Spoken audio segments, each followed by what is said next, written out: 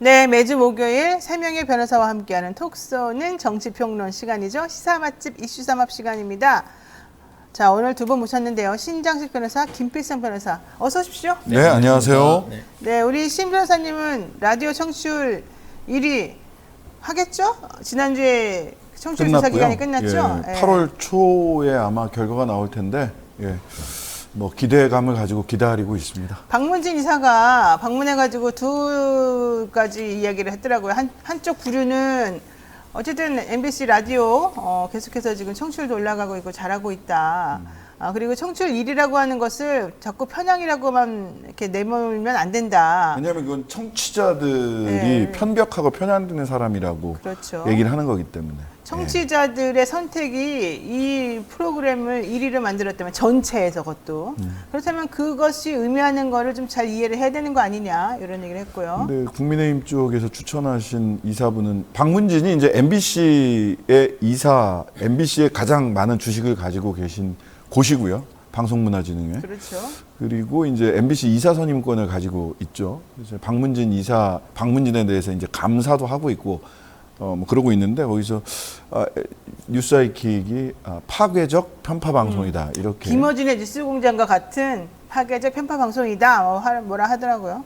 그러면 이제 뉴스아이킥 애청자 분들은 전부 다 파괴적 편파 방송, 파괴적 성향을 가진 그런 취향을 가진 분들이고 국민들을 직접 모독하고 모욕하는 행위죠. 그냥 뭐가 잘못됐는지 내용을 얘기를 하면 근거를 가지고 얘기를 하면 그러면은 근거를 가지고 토론을 할 수가 있어요. 근데 파괴적 편파 방송이다. 이렇게 얘기를 하는 거는 청취자들에 대한 모욕입니다. 네, 파괴적 편파 성향을 가진 사람 중에 한 명으로서 강력한 유감을 표하는 바입니다. 자, 여기서 지금 YJ 킴님께서 아니 신장식 변호사님 1위는 당연한 거 아닙니까? 이렇게 말씀하셨는데 맞고요. 네, 자 여러분들 잘 한번 해봅시다. 저보고 자꾸 공시렁님이 노영이가 누나냐 신장식이 오빠냐 물어보는데요. 딱 보면 견적이 나오지 않습니까? 제가 누나입니다. 자, 본격적으로 시작해 보겠습니다. 코너 속의 코너 주간 용산 투 여의도입니다. 자, 두 분 한 주간 가장 눈여겨봤던 정치관 이슈가 무엇이었는지 먼저 변호사님 김필수 변호사님. 워낙 사실 이거 시작한 다음에 워낙 골라내기가 쉽지가 않아가지고 항상 애를 먹는데요. 제 기억에 남은 걸 기준으로 얘기를 하면 김건희 여사의 명품 논란에 여러 얘기가 있잖아요. 가장 기억에 남는 게 호객행위로 한 것이다. 호객행위. 예, 이제 뭐 거기에 대해서 다시 이제 얘기가 나와서 문화 탐방이었다고 하는데. 진짜 네, 그러니까 신박해. 이거를 이렇게 종합을 하면 길을 가는데 리투아니아의 문화 문제 이쪽에서 담당자가 나와서 김건희 여사님한테 여기 리투아니아 문화 좋아요. 한번 보고 가요. 뭐 싸게 드릴게요. 해가지고 문화 탐방을 가졌다는 얘기가 되는 거라 이걸 어떻게 해석해야 될지 모르겠다는 생각이 좀 들었어요. 리투아니아는 명품이 그렇게 유명해요? 그 나라는? 그 동네는? 뭐 유럽 쪽이고 거기도 명품 샵이 있긴 하겠죠. 근데 그리고 뭐 하긴 하겠지만 보통 우리가 이제 잘 알려져 있는 명품이나 이런 거 하는 나라들이 이제 그걸로 이제 중심되는 나라들이 있잖아요. 그런 나라는 아닌 걸로 알고 있는데 뭐 어떤 그런 얘기 하던데요. 그래도 네. 말한 사람은. 말도 안 되는 얘기입니다.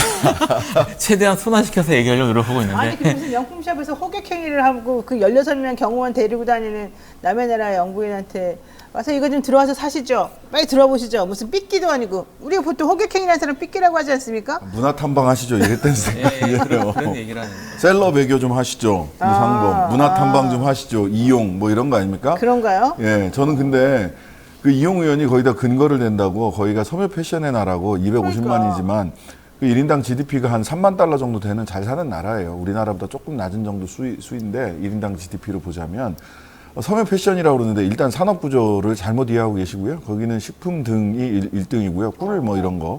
그다음에 제조업이 2등이고 섬유 패션은 한 3등 정도 됩니다. 네. 가죽 뭐 이런 게 많이 나는 나라고요. 그다음에 두 번째 문화 탐방 할 수 있죠. 문화 탐방하려면 대한민국이라고 하면 어디 가셔야 돼요? 인사동, 남대문 이런 데 가야 되는 겁니다. 그다음에 뭐 안동, 하회마을 이런 데 가야 되는 거죠. 네. 지금 거기 그 두어 브롤리아? 네, 브롤라인가? 브롤리아이.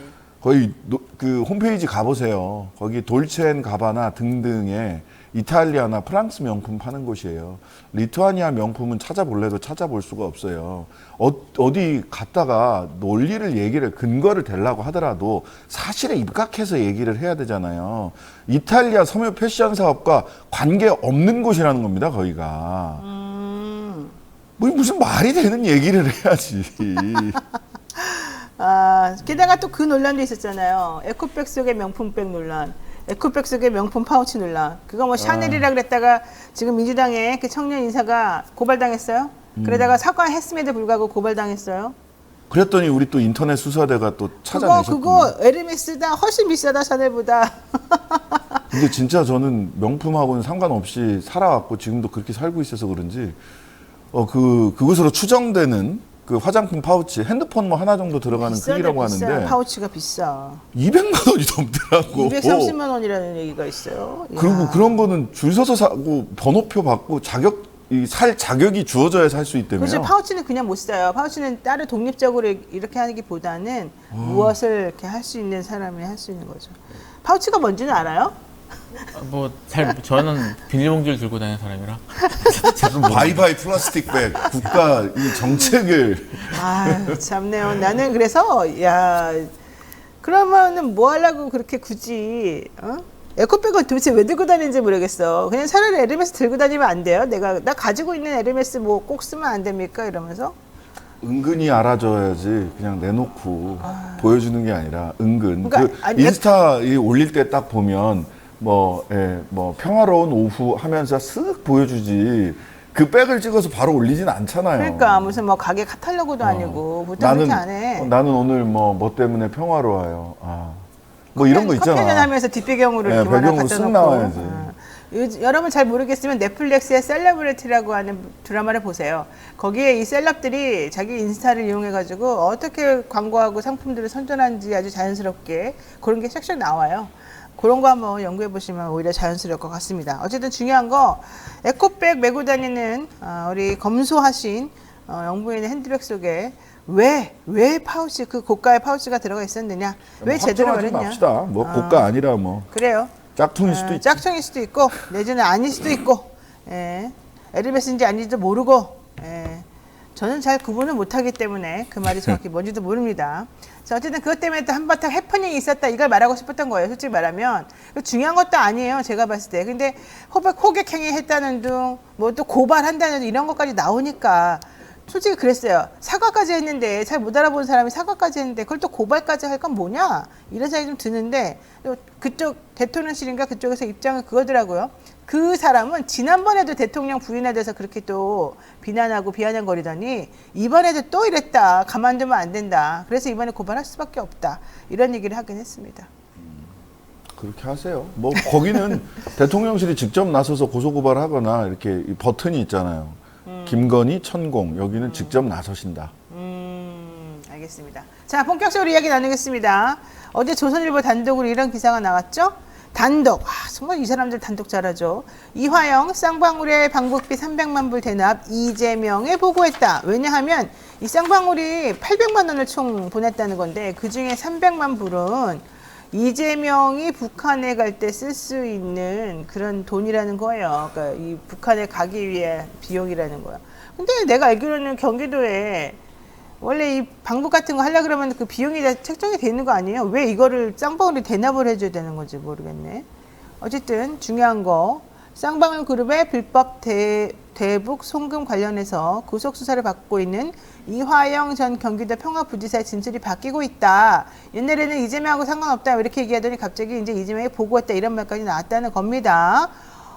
그러니까 사람들이 이화영이가 드디어 이제 마음을 바꿨나? 딴 얘기를 하고 있네. 누구 말을 믿어야 되지? 이런 상황이 됐는데 어제 SBS에서 이화영 전 부지사 부인이 직접 자필을 쓴 탄원서가 보도가 되면서 검찰이 무지막지하게 괴롭힌다. 도대체가 살 수가 없다. 남편이 진술을 바꿀 수밖에 없는 혹은 바꾼 것처럼 그렇게 보이게 만들고 있다. 뭐 이런 얘기를 했습니다. 자, 우리 김필섭 변호사님 대답 좀 해주세요. 이거는. 아니 뭐 지금 사실 이 사건은 현재 지금 진행되고 있는 그 사건만 해도 지금 덩치가 너무 커가지고 실제 아직 구체적으로 이재명 대표에 대한 수사나 이런 것들이 들어오지 않았기 때문에 그 내부에서는 심각하게 논의하고 있지는 않습니다. 주로 정치적으로 대응하고 있는 것처럼 보이는데요. 네. 이런 식으로 이게 지금 이게 진술이 바뀐다는 말을 지금 했는데 이렇게 오래 붙잡아 놓고 오랫동안 계속 수사를 하면서 하면은 압박을 느끼면서 그렇게 될 수밖에 없죠. 근데 이제 이게 부인이 이거를 탄원서 형식으로 해서 내는 경우는 사실 좀 되게 이례적이거든요. 이게 이화영 부지사가 그 내부에서 이도 빠졌다고 하는 걸 봐서는 이게 지금 상당히 강한 압박이 이루어지는 걸로 보이고요. 왜 그렇게 되고 있는가, 왜 이렇게 무리하게 하고 있는가에 대해서 좀 생각해 볼 필요가 있는데 네. 지금 사실 언론 보도는 잘 안 되고 있지만 이게 검찰 쪽에서 얘기하는 것만 계속 나오고 여전히 그렇잖아요. 근데 그 알려진 것보다 훨씬 현재 지금 진행되고 있는 사건들 이런 것들이 검찰이 그 유리한 상황이 아니에요. 그러니까 될 때까지 지금 그를 잡는 듯한 그런 느낌이고 지금 이것도 그런 식으로 지금 무리하게 몰고 가는 게 아닌가 뭐 이런 생각이 좀 듭니다. 네. A4용지 두매 분량의 탄원서에서 남편인 이 전 부지사에 대한 검찰 조사가 너무 무리하다고 얘기하고 있습니다. 2022년 9월 28일 구속돼서 10개월가량 감옥에 갇혀 있는데 독방에 갇혀 있고 매일매일 검찰 소환 조사를 받고 있다. 앞으로도 추가 조사한다고 협박하고 있고 아무도 못 도와주게 철저히 고립시키고 있어서 스트레스로 이가 3개 빠지더라. 건강 상태가 매우 좋지 않다. 이런 얘기를 했습니다. 지금 이런 상황 어떻게 봐야 되나요? 이게 네. 사실 이제 요거 단독 요것만 보면 굉장히 큰 상황의 변화가 있는 것처럼 보이잖아요. 근데 내용을 쭉 보면, 그러니까 법정에서 어떤 일들이 벌어졌는가를 스케치한 기사가 있어요. 거기를 보면 검찰이 이 미세한 변경이 있어서 말씀드린다라고 네. 검찰은 미세한 변경이라고 얘기를 하는데 미세한 변경이 뭘까요? 근데 이제 조선일보에서는 이재명의 보고에 따라서 엄청난 변경이 있는 것처럼 이야기를 한다는 점이 첫 번째. 그다음에 두 번째, 굉장히 극심한 압박을 받았다. 이거는 이제 논문에도 나와요. 논문에 왜 이렇게 이제 이거는 뭐냐면 왜 사람들이 검찰 조사를 받다가 극단적 선택을 많이 하는가, 언제 늘어났고 어떤 이유인가. 통계적으로 뭐가 있냐면 불구속 수사 원칙이 확정된 다음에 그 형사소송법에서 극단적 선택이 늘었다는 거예요. 왜 그런가? 앞에서 물리적인 게 아니라 조사를 받고 나서 압박감을 느낀 다음에, 그리고 그 시기는 조사받고 집에 돌아왔어요.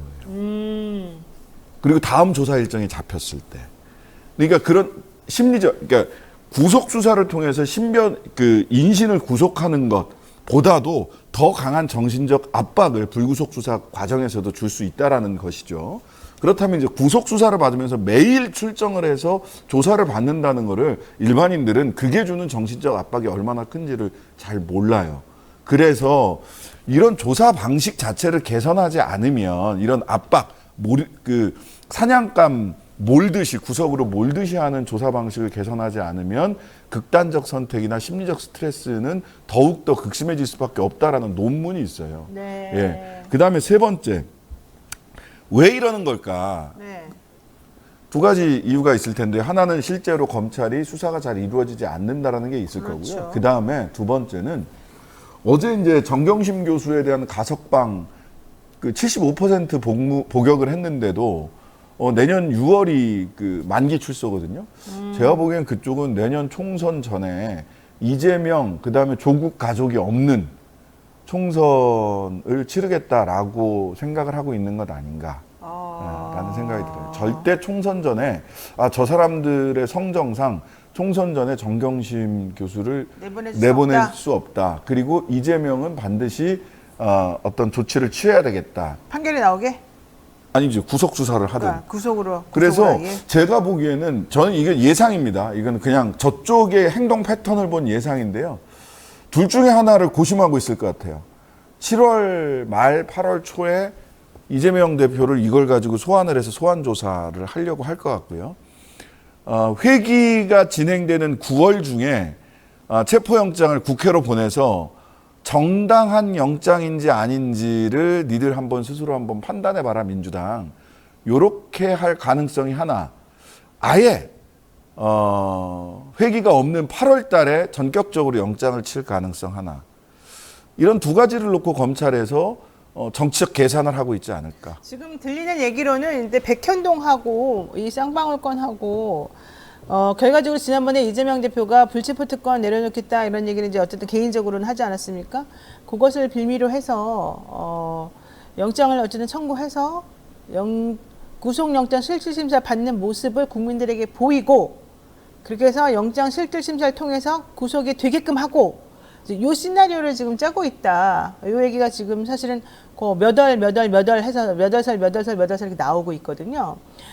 그러면 이제 그 전초전으로 해야 될 작업들이 사실은 많아지는 거죠. 만약에 검사들이 정말 정치를 한다면, 수사를 제대로 안 하고. 뭐 정치를 수사처럼 하고 수사를 정치처럼 네. 하잖아요. 그래서 지금 예를 들면 이화영 쌍방울 방북비 300만 불 대납 이 건도 이제 그 전초전으로 지금 보여진다. 이런 얘기가 지금 있고, 현실적으로 이화영 부지사는 쌍방울 사람이 아니잖아요. 그러니까 쌍방울에서 만약에 방북비를 300만 불을 대납했다는 얘기를 이화영 부지사가 이재명에게 보고한다?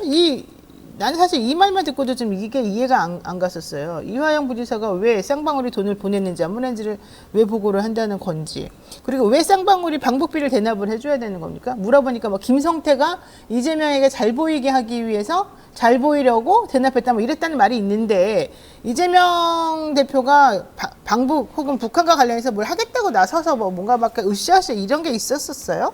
왜 이렇게 갑자기 이재명과 북한을 엮어대고 좌파라는 걸 엮어대고 무슨 뭐 공산당을 엮어대고 왜 그런지를 솔직히 잘 모르겠어요.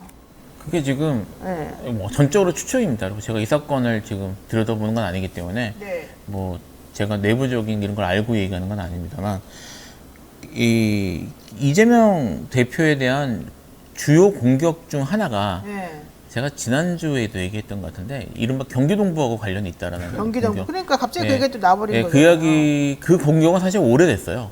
오래됐는데, 그러니까 뭐 그래서 이제 좀 재밌게도, 이건 좀 사실 재밌다고 해야 되는지 어렵다고 해야 되는지 모르겠는데, 민주당 지지자들 중에서 뭐 극소수긴 하지만 이재명 대표를 비토하는 사람들도 좀 있거든요.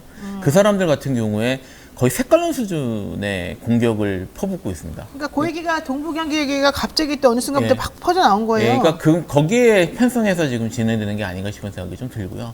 뭐 실제로 어떻게 수사를 하고 있는지, 그 다음에 뭐 쌍방울은 어떻게 진술을 하고 있는지, 그리고 뭐 방향을 어떻게 잡고 있는지에 대해서 현재로서는 알 방법이 없기는 한데요. 요거 하나는 제가 약간 방향이 다른 문제긴 하지만 하나 제가 짚고 싶은 게 뭐냐면, 이화영 전 부지사가 지금 구속이 돼 있고 매일 부르면 피의자 신분이 아마 매일 이루어진다는 뜻인 것처럼 보이는데요. 형사소송법에 피의자 신분인 경우에는 반드시 조서를 작성하도록 되어 있습니다. 근데 사실상 조서가 작성되지 않는 경우가 많아요. 네, 작성되지 않아요. 그럼 작성하지 않고 불러다 뭐 하냐면, 자기 이제 그 내에선 티타임, 뭐 면담 이런 이런 식의 표현을 쓰는데, 그 시간에 이제 상대방을 쉽게 말하면 압박을 합니다. 압박하고 회유하는 걸 해요.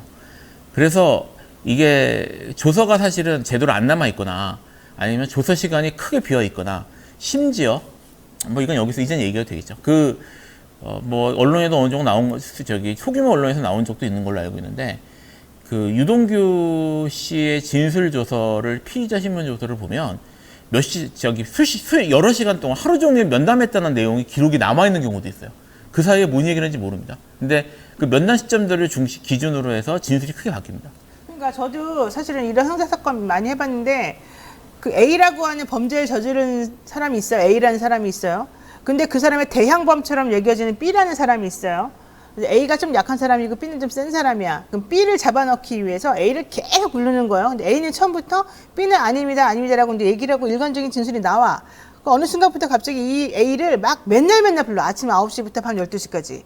그리고 들여보냈다가 나오게 하는 시간이 뭐 몇 시간 되지도 않아. 그러니까 잠도 한 4시간밖에 안 재우고 매일매일 100회 넘게 불러대요. 그런데 100회 넘게 불러대는 동안에 조서가 없어. 그러다가 어느 순간 갑자기 자필 진술이 하나가 딱 나타나요. A의 자필 진술이 그 이전에 했던 말하고는 완전히 다른 내용으로.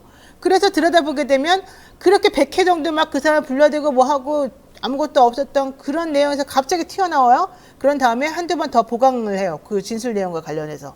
그리고 나면 이제부터 봐라. A가 이제부터 진술을 했다. 너에 대한 말은 다 달라졌다. 이렇게 압박을 한다고요. 이 변호사들이랑 이거 관련돼서 말이 많아지긴 한데 한 가지만 더 말씀드리면 출정을 하잖아요. 그러면 이제 감옥 자기 방에 있을 때는 수갑이나 포승을 안 하죠. 그렇죠. 바깥으로 이제 조사받으러 나가면 수갑이나 포승줄에 묶여가요. 그 다음에 조사받을 때도 수갑이나 안 풀어줘. 포승줄을 원래는 다 풀어야 돼요. 풀어줘야 되는. 원래 풀어줘야 돼요. 근데 대기하고 있는 동안에는 화장실 갈 때도 이렇게 조사받다가 화장실 갈 때도 포승을 하고 가거든요. 근데 불러서 조사 안 하고 그냥 대기시킵니다. 몇 시간을 수갑 차고 포승줄 묶여서 그냥 대기하는 거예요. 조사실로 들어가지 않고 대기실에서 대기해요, 그냥. 그걸 며칠을 하잖아요. 그럼 미칩니다. 조사를 받는 것도 아니고 그냥 출정은 해. 출정을 하면 또 무슨 일이 벌어지냐? 변호사 접견이나 가족 접견을 못 해요. 변호사한테 검찰에 가 있기 때문에. 이게 사람을 압박하는 기술이에요. 미칩니다. 포승줄 메고 수갑 채워서 하루 종일 검찰청 가서 대기하고 있다고 생각을 해보세요. 그러니까 변호사가 접견한다고 신청을 하면 오늘 거의 검찰한테 가 있기 조사받으러 때문에 갔어요. 안 돼요. 내일도 안 돼요. 모레도 안 돼요. 이게 전형적인 사실은 수법이에요. 이 사람을 괴롭히는.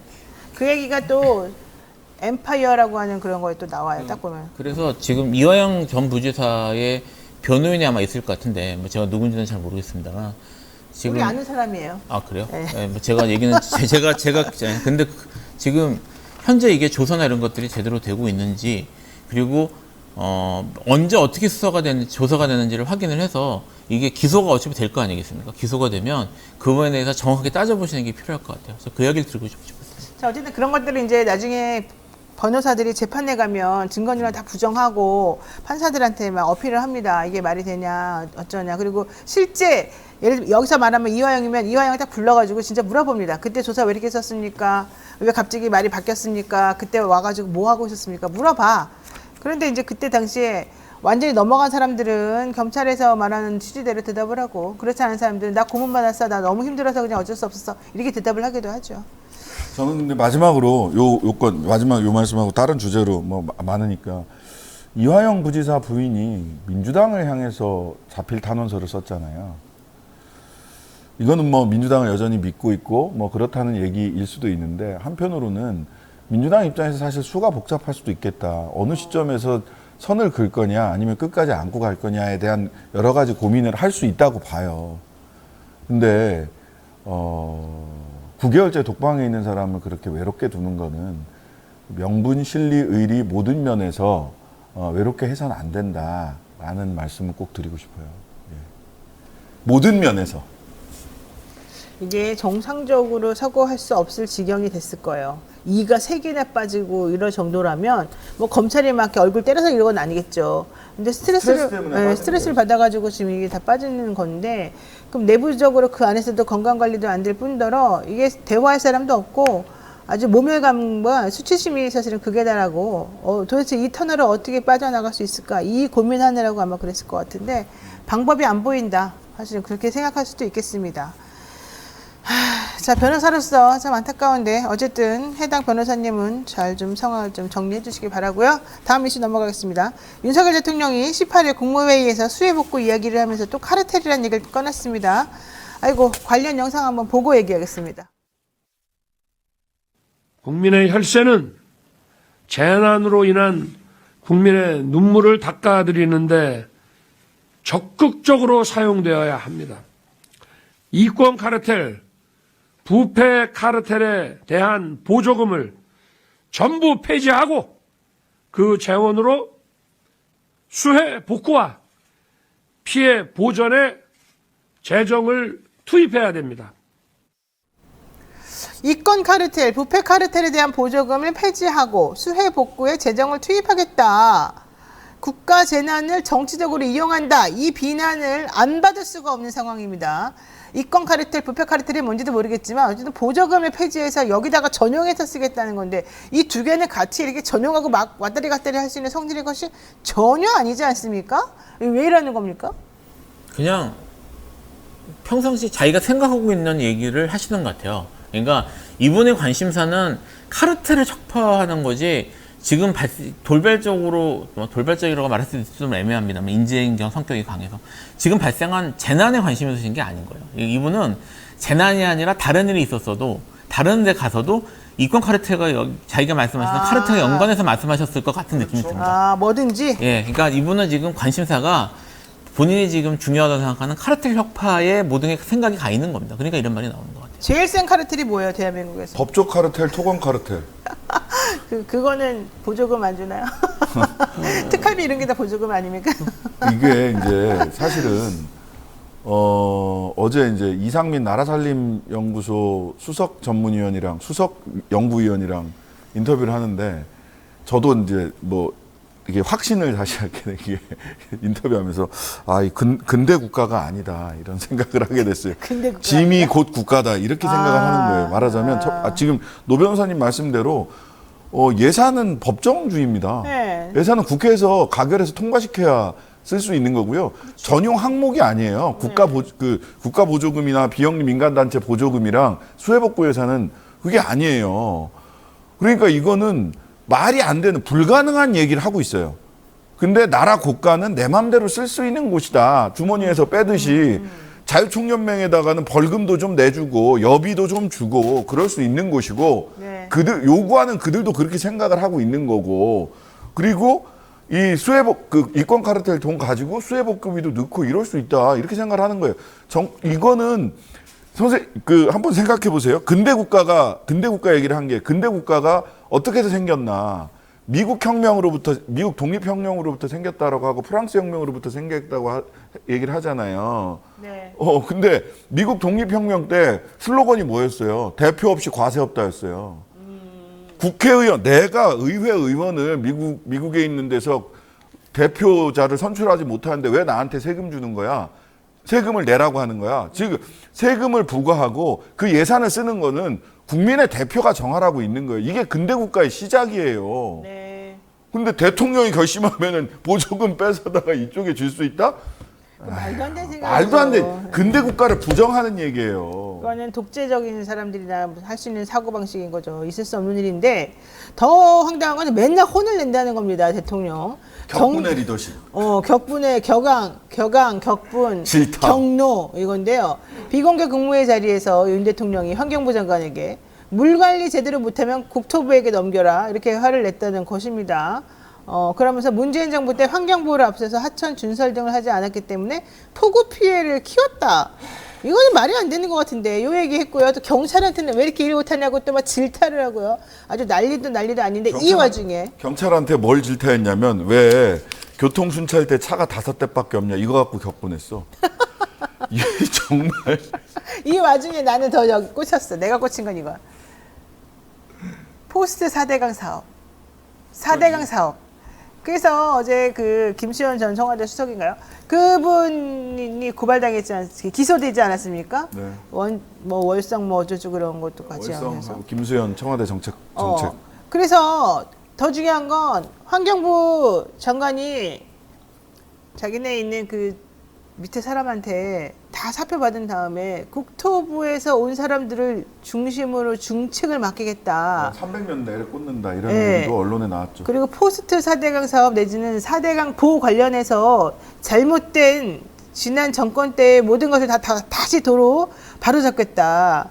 4대강 보호 사업 다시 원상복귀 시킨다. 이런 얘기를 지금 했단 말이에요. 지금 물 관리하면서 수해 나면서 갑자기 이제 4대강 보호 사업 왜 해야 되냐를 갑자기 연결시킨 거예요. 또다시. 왜? 지난 이명박 때 잘했는데 문재인 때 그걸 망가뜨려 나가지고 일명 이끌됐다. 이제 이런 취지거든요. 연결을 되게 특이하게 시키지 않습니까? 난 이렇게 연결시킨 건 처음 봤는데 맞습니까? 이거 말이 안 되는 얘기예요. 지난번에 가뭄 들었을 때 생각해 보세요. 네. 이 정부가 뭐라고 설명했냐. 4대강 사업 제대로 안 해서 가뭄 들었다고 얘기했어요.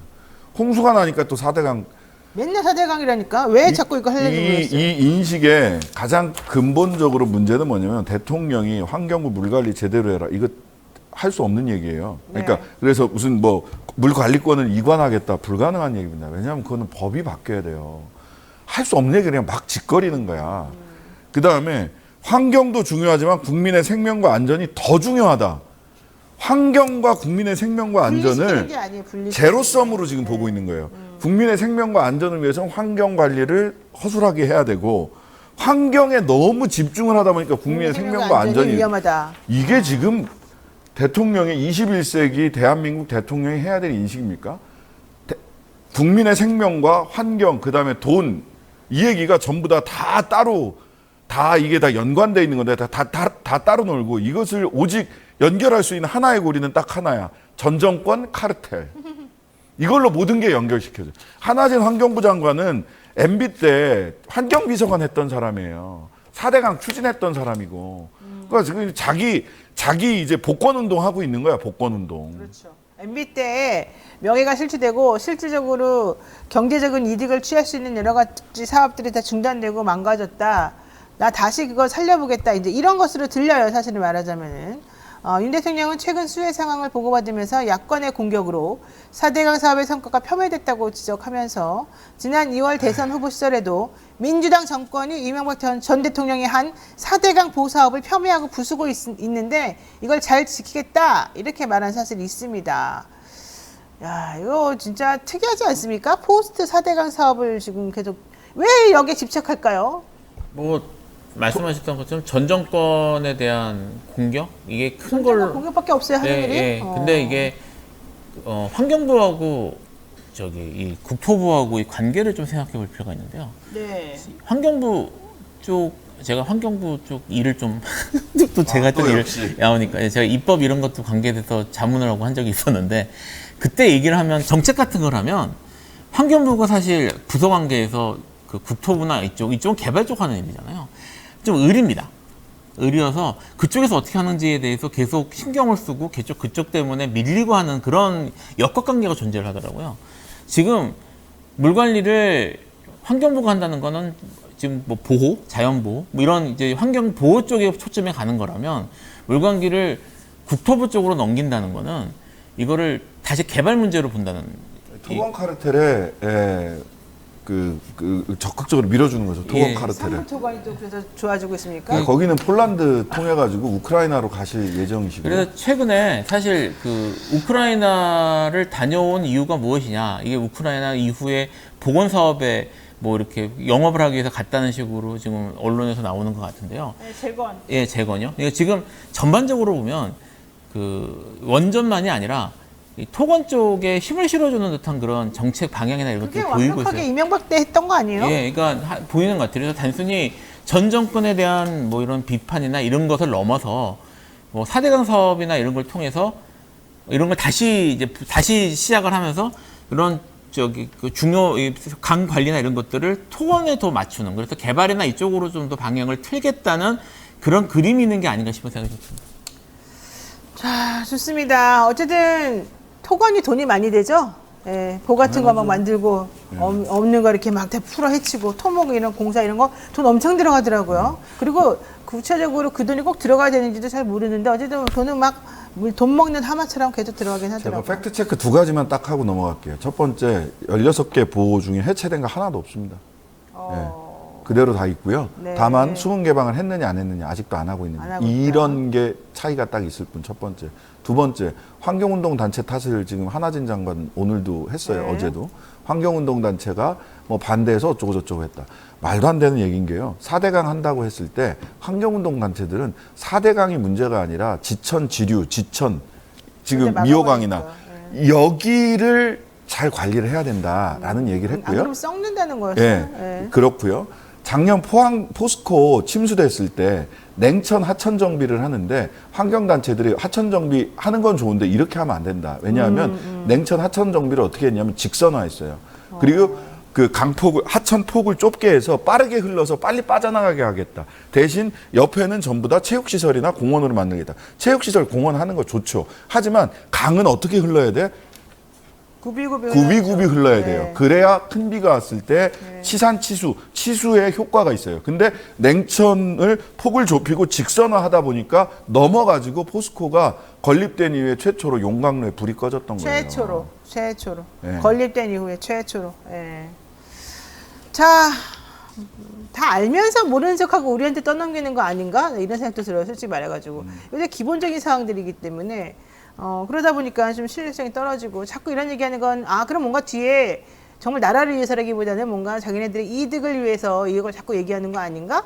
이쪽에 눈먼 돈이 많다며, 눈먼 돈을 달라고 할 수 있는 룸이 많다며, 이런 생각을 할 수밖에 없어요. 제가 조금 꼬여 있어서 그럴 수도 있습니다만, 그냥 제가 건전한 사고방식에 기해 가지고 상황을 판단해서 생각해 본다면, 자꾸 사대강 들먹이고, 자꾸 뭐 옛날 거 들먹이고 뭐 얘기하는 거 보면, 그때로 돌아가서 뭔가 해보고 싶다, 이런 의미가 있는 것 같아요. 자, 윤석열 대통령 국무회의 앞두고, 수혜가 있었는데 우크라이나 방문하고 김건희 여사 명품 쇼핑한 거 이런 거에 대해서 아무런 말을 안 하고 있어요. 그러면서 자기가 하고 싶은 대로 화만 내고 있었다는 게 핵심이에요. 대통령 스타일이 좀 너무 화를 많이 내시는 거 아니에요? 뭐, 화가 많은가? 뭐 화가 좀 많으실 수도 있죠. 뭐 그거야 뭐. 근데 왜 질문했는데 대답은 안 하고 우리가 궁금해하는 건 대답 안 하고 화만 내요? 화가 나니까. 뭐 본인이 화가 많으신 성격인가 봐요. 근데 이제 화가 많으신 건 좋은데 그래서 뭘 어떻게 하겠다는 거죠. 국민들한테 좀 납득할 만한 걸 좀 보여주셨으면 좋겠는데 그건 잘 안 되는 것 같습니다.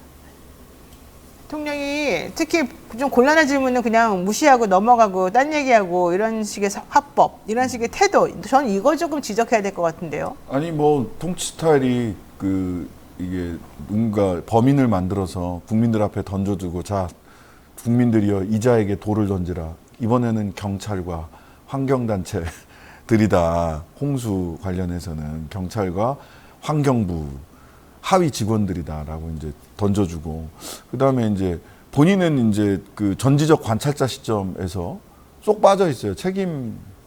그러니까 난 책임이 없으니까 다른 사람한테 막 화내는 거야.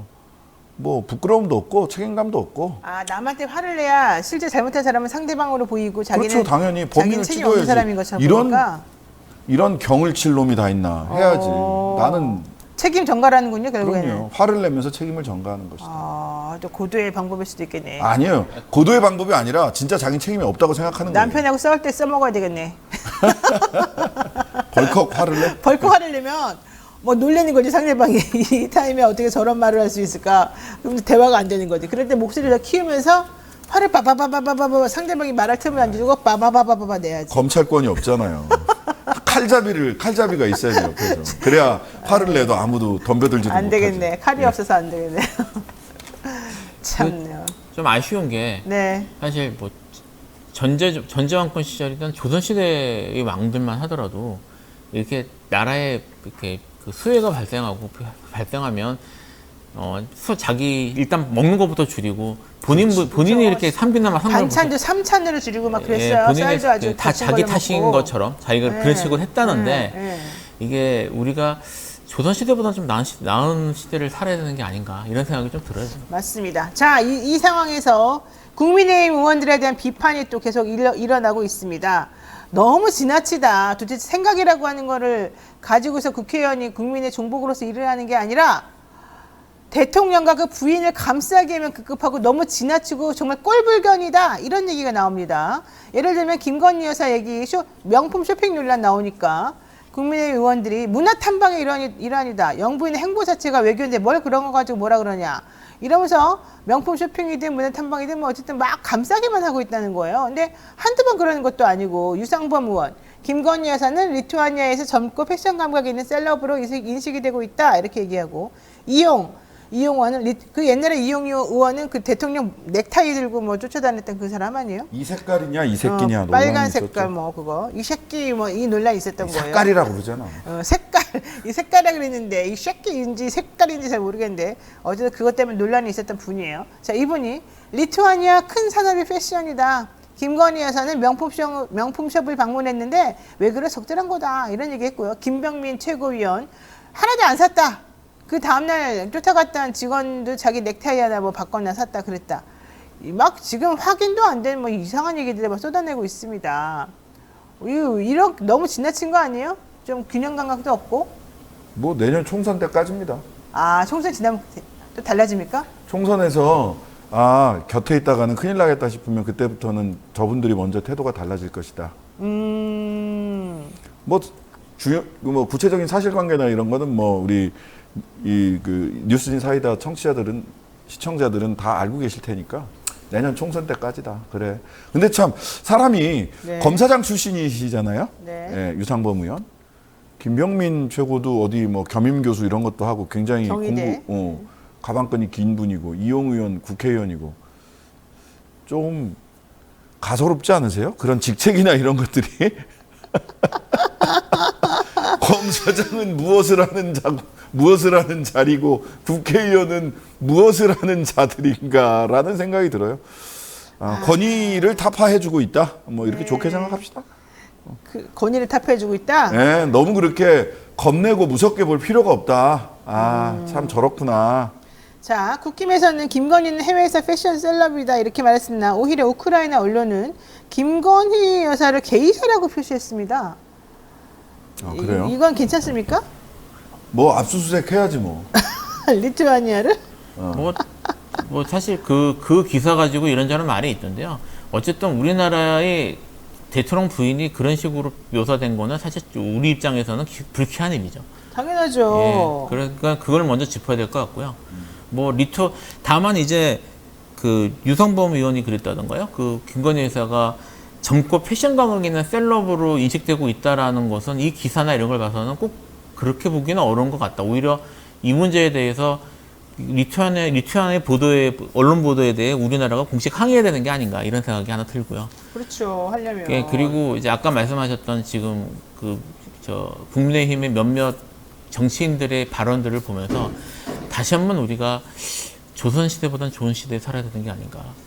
조선시대에도 어쨌든 옳은 말 하려고 목숨을 걸고 했던 그런 많은 사람들이 있었는데 뭐 그런 사람들은 찾아볼 수가 없구나. 오히려 이런 좀 무리한 얘기까지 하면서 이렇게까지 할 필요가 있을까? 뭐 이런 생각이 좀 들어요. 자, 한동훈 장관 얘기하고 지금 홍준표 시장 얘기가 있습니다. 홍준표 시장 징계받을 것이다. 국민의힘에서 어제 막 기자회견도 하고 그러면서도 어쨌든 본인은 잘했다고 끝까지 버티는 것 같은데 한동훈 장관은 이제 그 반면에 행보가 전남에서 제주까지 호남을 지금 쓸고 다니면서 뭔가 할 것처럼 지금 행동을 하고 있어요. 지금 홍 시장은 대구시장으로서 적절한 행보인지 한동훈 장관은 장관으로서 적절한 행보인지 이들은 왜 이런 행동을 하는 것인지 왜 국민의힘이나 여당에서는 이런 것들을 좀 정리를 못 해주는지 궁금합니다. 홍준표 시장은 뭐 징계 출당까지 되면 안 된다 이렇게 생각을 하는 거고 김기현 대표는 내년에 대구 지역에서라도 내가 공천권을 어느 정도는 확보하고 싶다라는 거고 네. 홍 시장은 대구 국회의원 싹 갈아야 된다 하면서 자기 나름의 대선으로 가기 위해서 자기 사람들을 어쨌든 최소한 있어야 된다 국회의원들이 뭐 이런 것 속에서 부딪히고 있는 거고 그냥 전형적 꼰대짓을 하는 거죠. 그 주 4일째 하겠다는 사람들한테 주 4일째 어떻게 생각하십니까? 그러니까 회사를 나가세요. 퇴사하세요. 퇴사하세요 얘기를 했잖아. 그래놓고 자기는 골프 치러 갔잖아요. 그리고 1000명의 공무원한테는 막 일하라고 퇴직하시면 하고. 돼요. 그러면. 근데 이게 지금 사실 이제 그 국민의힘하고 조금 거리를 둔다는 행보에 독립적으로 독자적으로 뭐 해보겠다는 거예요? 아유 그것도 못해요. 아니에요? 그렇게 못해요. 그렇게 못하시고요. 그렇게 못하고 한동훈 장관은 저는 한동훈과 원희룡이 지금 대권을 놓고 충성 경쟁에 들어갔다라는 생각이 들어요. 원희룡도 지금 뭐 내년 공천 받으려고 지금 이렇게 얘기하겠어요? 이렇게 하는 거 아니잖아요. 대선 때 낙점을 누구한테 받을 거냐. 낙점을 받기 위해서 충성 경쟁에 들어간 것이고 원희룡 장관이 더욱더 이제 분노희룡 이렇게 되고 있는 이유는 분노희룡이 막 화내잖아. 화를 진짜 잘 내. 네, 그쪽도 화내잖아. 빈 의자 보고도 화를 내시는 빈 분이라서. 의자한테 예. 그래서 그때 있었던 거예요, 그 자리에? 아니죠. 저는 그때는 없었고 거기는 현근택 변호사였잖아요. 그때 현근택이었지. 네, 현근택, 김준호 이제 두 양반이었고 여튼 그다음에 이제 한동훈 장관은 뭐 진짜 정치를 하고 싶다면 험지 출마해서 정당하게 국민들의 선택을 받으라. 강남 서초 이런 데 말고 대구 뭐 부산 이런 데 말고 강북에 한번 출마를 해보시라. 여기저기 이름이 많이 나와요. 여기 간다 저기 간다 뭐 근데 마포에 제가 정청래 보기에는- 대학마다 이런 얘기도 하고. 제가 보기에는 둘 중에 한 사람은 총리를 가게 되지 않을까? 근데 이재호 씨 얘기는 이거 아니다. 뭐 그런 얘기도 나오던데. 아니 뭐 총리요? 아니면 출마? 그 둘 다에 대한 총리 얘기. 뭐 총리사를 모르겠습니다. 뜬금없다 이런 두고 얘기 보자고요. 하던데. 예. 근데 무슨 그 총리를 해요, 그분들이? 할 수도 할 있지. 수도 있죠. 아니 그 계산을 하겠죠. 한동훈이 총리로 설치고 다니는 게 선거에 도움이 될까? 후보로 출마하는 게 그 총선에 도움이 될까? 계산하지 않겠어요? 그리고 윤통 입장에서는 총선 끝난 다음에 나를 잡아먹으려고 할 놈이 누구지? 그치, 이런 것도 근데 계산을 그걸 할 봐야지, 거고. 사실은 총선 그것도 이후에. 계산을 할 거고. 뭐 한동훈 장관도 지금은 이제 장관이 자연스럽지만 장관 발탁됐을 때는 설마 했었잖아요. 뭐 그런 파격적인 선택은 충분히 있을 수 있다고 봅니다. 와, 이렇게 되면은 상당히 그건데. 어쨌든 한동훈 장관 출마설인지 설이 아니라 그냥 뭐 확정적 사실인 것처럼 얘기하지만 저 끝까지 봐야 된다고 봅니다. 유상범 의원이 출마 안 할 거다. 한동훈 본인 의지로는. 이거 무슨 얘기야? 대통령이 시키면 나오지만 아니면 안 할 거다. 얘는 그냥 장관 할 거다. 이런 거 같아요. 이거는 유상범 의원이 잘 한동훈 모르는 거야? 띄워주는 거예요, 아니에요? 아, 띄워주는 얘기예요? 왜냐하면 출마를 하면 한동훈 개인의 권력 의지가 아니라 정권의 명운을 걸고 출마하는 거고 대통령의 든든한 뒷배가 있는 거고 출마를 안 하면 대통령에게 충성하는 게 되는 거기 때문에 유상범 의원의 이 얘기는 한동훈을 띄워주는 겁니다.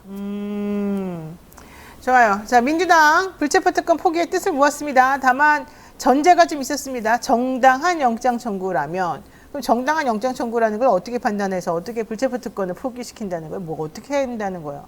안 한다는 거 아니에요, 솔직히? 뭐 저는 불체포 특권이 이런 식으로 정쟁으로 소모되는 것 자체가 매우 마음에 안 들기 때문에 이건 제가 좀 뭐 저는 개인적인 소견이라고 전제를 하고 말씀을 드리면 불체포 특권은 어찌 연원이 13세기까지 올라가는 아주 오래된 그 전제 시스템, 민주주의 작동 시스템이거든요. 네. 이게 결국 행정 권력이 그런 전행을 국회 차원에서 막기 위해서 마련되어 있는 도구고 그래서 헌법에 들어있는 건데 이거를 마치 몇몇 사람들의 정말 특권인 것처럼 얘기를 해가지고 이런 식으로 네. 포기하니 어쩌니 이거를 포기할 수 있는 권리인 것처럼 막 자꾸 얘기하는 말하는 것 자체가 너무 이게 가볍게 본질을 호소하는 건데 호도하는. 이거 여기에 대해서 지금 특히 민주당 쪽에서 계속 공격을 받으니까 정적 부담 때문인지 이거를 미리 포기한다. 그다음에 혁신위에서도 이런 얘기를 하고 있는 거는 정말 경중을 잘못 따지는 거다. 이렇게 따질 문제가 아닌 거를 이렇게 하고 있다는 생각이 들어서 예전에 오세훈 시장이 자기 정치를 그만하겠습니다라고 은퇴하면서 소위 오세훈 선거법이라는 걸 만들었거든요. 그리고 그러면서 오세훈 정치개혁위원회라는 걸 만들어가지고 관철을 시켰는데 그때 막 많은 박수를 받았어요. 그때 했던 게 뭐냐면 자 지구당이 돈 먹는 하마니까 싹 없애자. 그러고 나서 어떻게 됐느냐? 실제로 그 국회의원 직위 있는 사람들은 사무실 다 될 수 있어. 근데 신인들은 직위 없는 사람은 사무실 못 내. 그 다음에 거대 정당들은 거기에 구의원, 시의원들이 있으니까 기초의원, 광역의원들이 있으니까 그 사무실을 내가지고 거기서 그냥 사무실로 써요. 그렇죠. 그 다음에 김연아처럼 돈 받아요. 직위 없는 사람들은 문영비다 뭐다 해서 즉 그냥 눈앞에서 없앴지만 오히려 불법을 더 많이 음성화 시켜버렸단 말이에요. 근데 그때 마치 그것이 정치개혁에 꽂힌 것처럼 얘기를 했어요. 그런 우를 저는 민주당과 혁신위가 범하고 있다고 생각합니다. 그래요. 헌법이 보장한 권리를 누가 마음대로 함부로 포기를 합니까? 맞아요. 예. 저는 첫 단추를 잘못 깼다고 생각을 해요. 저도 불체포 특권 포기에 대해서는 함부로 말할 것이 아니고 함부로 포기할 것도 아니다라고 계속 주장해 왔는데 어쨌든 이제 혁신위에서도 뭔가 해야 되니까 또 내지는 다른 민주당하고 이 국민의힘하고 좀 다른 모습 보여야 되니까 이제 이걸 가서 밀어붙이는 것 같은데 이게 사실 생각보다 그렇게 깔끔하게 위원장이 원하는 방향으로 되지 않을 것 같아서 오히려 좀 이상해지는 수도 있겠다 생각이 들었어요. 자, 그런데 좀 약간 저는 이분의 그 표현 방식이 좀 이상하긴 해요. 김은경 혁신위원장이 이재명 대표랑 이낙연 전 대표 회동 이것도 연기됐는데 깨벽쟁이 친구처럼 어깨동무하고 나온다면 너무 기쁠 것 같다. 막 이런 얘기까지 했단 말이에요. 그리고 불화를 자초하는 건 좋지 않다. 그래서 또 이낙연 잘 알 것. 뭐 이런 얘기도 하고 좀 취지는 알겠지만 너무 표현이나 이런 것들이 좀 그런 거 아닙니까? 저는 사실 불체포 특권에 대해서 혁신위가 1호 안건이라고 주장을 하면서 통과를 시키고 그걸 밀어붙이는 걸 보면서 저분들이 정말 혁신이나 이런 것들에 좀 본질적으로 잘 당하고 있는 것인가 좀 걱정을 했었는데요. 네. 사실 최근에 이런 모습, 이런 발언들도 그렇고 혁신위원회 자체가 지금 정치를 하려고 하는 느낌이에요. 이게 적절하지 않은 것 같습니다. 이게 그 구조나 아니면 혁신이라는 것이 단순히 뭐 그런 단기적인 그런 것이 아니라 근본적으로 뭐가 문제가 있는지 진단을 하고 구조나 이런 것들을 바꿔가야 되는 데 관심을 가져야 되는데 혁신위가 이런 단기적인 소모성 여기에 이렇게 반응하는 거는 좀 문제가 있는 것 같아요. 네. 저는 기간이 얼마 안 남았으니까 뭐라도 성과를 남겨야 되겠다라고 그러니까. 하는 마음도 이해를 하고요. 그다음에 네. 이런 뭐 문학적 표현을 할 수도 있다고 생각을 해요.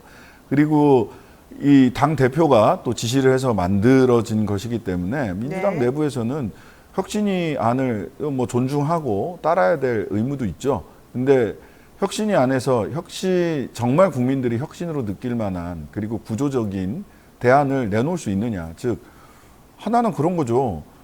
그래서 민주당이 내년에 다수파 전술, 다수파가 되기 위해서 야당을 포함해서 전체 소위 윤석열 정권에 반대하는 정치적 힘을 통 크게 큰 전선에서 모아낼 수 있는 방안이 뭐냐. 그런 노선, 슬로건이 뭐가 돼야 되느냐. 네. 그러기 위해서 공천과 선거연합 등등은 어떻게 해야 될 거냐. 이런 부분들이 혁신의 관건이다. 네, 알겠습니다.